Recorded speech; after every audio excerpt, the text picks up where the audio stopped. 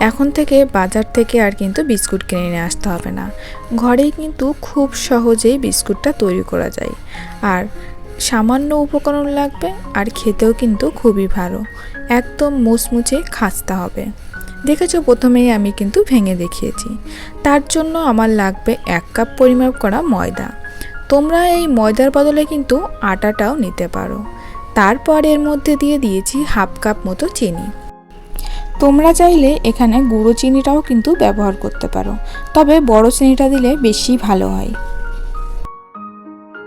তারপর সামান্য একটু লবণ দিয়ে এটাকে ভালো করে মিশিয়ে নিয়েছি।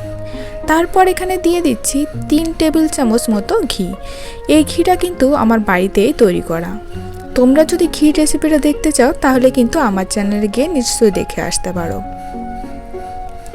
তারপর সমস্ত উপকরণগুলো ভালো করে কিন্তু ময়ান দিয়ে নেব।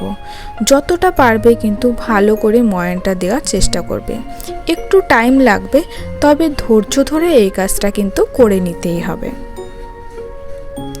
এবার কতক্ষণে বুঝবে ভালোভাবে ময়ান দেওয়া হয়ে গেছে।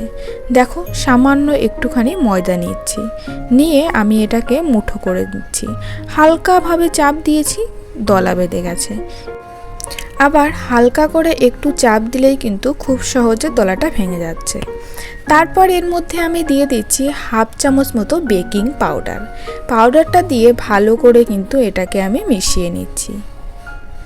এবার এর মধ্যে দিয়ে দিচ্ছি অল্প করে তেল। এখানে আমি 1/2 কাপ মতো তেল নিয়েছি। কতটা তেল লাগলো সেটাও কিন্তু তোমাদেরকে বলবো। এবার তেল অল্প অল্প করে দিয়ে ভালো করে কিন্তু এটাকে মেখে নিচ্ছি। একবারে সম্পূর্ণ তেলটা কিন্তু দেবে না। এই দেখো, বেশ খানিকটা কিন্তু আঠালো টাইপের হয়ে গেছে। আমার এখানে প্রায় 1/2 কাপ মতোই তেল লেগেছে, সামান্য একটুখানি তেল বেঁচেছিল।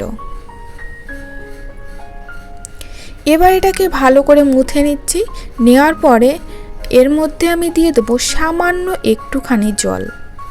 বেশি কিন্তু জল দেবে না, একদম সামান্যই। এই পুরো ময়দাটা কিন্তু তেলের মধ্যে দিয়েই ভালো করে মথে নিলে খুব সুন্দর হয়। এবার একটু টাইট ভাব আনার জন্য আমি এর মধ্যে সামান্য একটু জল দিয়েছি। দেখো কতটা সফট ডো তৈরি হয়েছে। এবার লেচি করে নিয়েছি দুটো। লেচি করে নেওয়ার পরে একটা লেচিকে আমি খুব সুন্দর করে বেলে নিচ্ছি। বেলতে হবে কতটা করে সেটাও বলছি। এখানে একদম পুরু হবে না, একদম সরু হবে না, এরকম করে সুন্দর করে বেলে নিচ্ছি। তারপর নিয়েছি কিছু কুকি কাটার।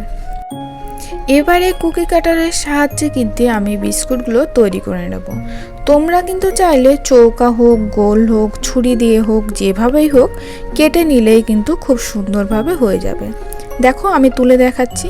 আমি একটু ডিজাইন করার জন্য কিন্তু এরকম কুকি কাটারগুলো ব্যবহার করেছি। তোমরা চাইলে কিন্তু হাতের মুঠো করেও এটাকে করে নিতে পারো।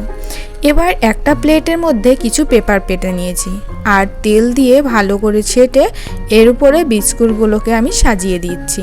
সাজিয়ে দেওয়ার পরে উপর দিয়ে দিচ্ছি একটুখানি ডিম। ডিমের কুসুম যেটা থাকে সেই কুসুমটা হালকা হাতে উপর দিয়ে একটু ব্রাশ করে দিচ্ছি। আমি চামচ দিয়ে দিচ্ছি, তোমাদের কাছে যদি ব্রাশ থাকে তাহলে কিন্তু ব্রাশ দিয়েও দিতে পারো।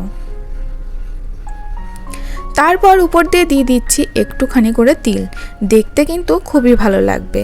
আর যেহেতু হালকা করে ভাজার পরে এটা বেশ খানিকটা কিন্তু মুচমুচে হবে, মুখের মধ্যে পড়লেও কিন্তু খুব ভালো লাগবে। তারপর কড়াইয়ের মধ্যে একটা বাটি বসিয়ে এই বিস্কিটের থালাটা ওর মধ্যে দিয়ে দেব। তারপর এটাকে উনুনে বসিয়ে দেব ঢাকা দিয়ে। রান্না করব 20 মিনিট। 20 মিনিট পরে ফেরত আসছে। দেখতে পাচ্ছ কতটা সুন্দর কালার এসছে। আর অবশ্যই কিন্তু কড়াইটাকে আগে থেকে 10 মিনিট ফ্রি হিট করে নেবে, তাহলে কিন্তু বেশ ভালো হবে। রেসিপিটা কার কার ভালো লাগলো প্লিজ কমেন্ট করে জানিও। আর ভিডিওটা শেষ পর্যন্ত দেখার জন্য সবাইকেও অসংখ্য ধন্যবাদ। আশা করছি কম বেশি সবারই ভালো লাগবে।